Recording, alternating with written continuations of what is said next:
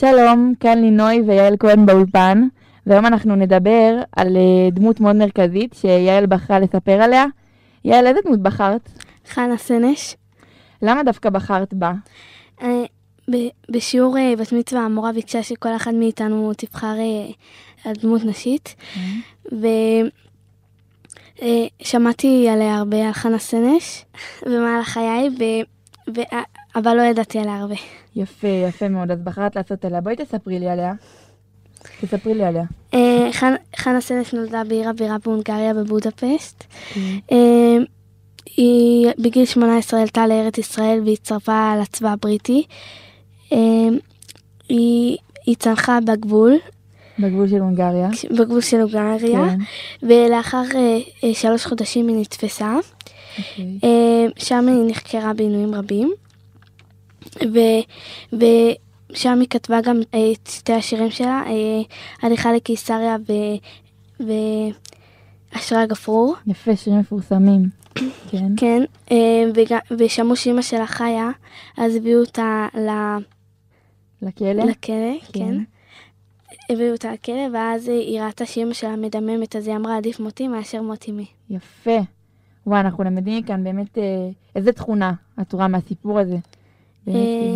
למדתי שהיא דמות להערצה וחיקוי. יפה. וגם יש לה, כאילו, יש לה כיבוד הורים. יפה.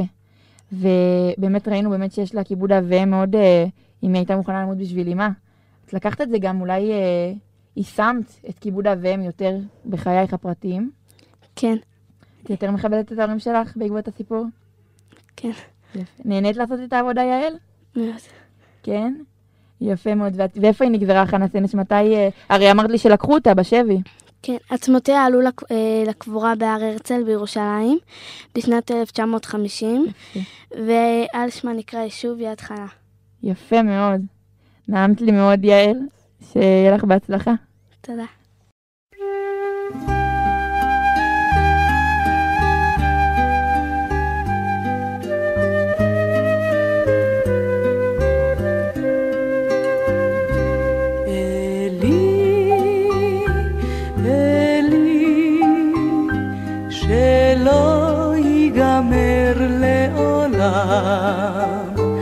החול והים, רשרוש של המים, ברק השמיים, תפילת האדם.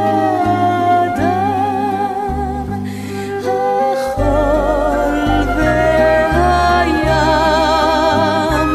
רשרוש של המים, ברק השמיים, תפילת האדם.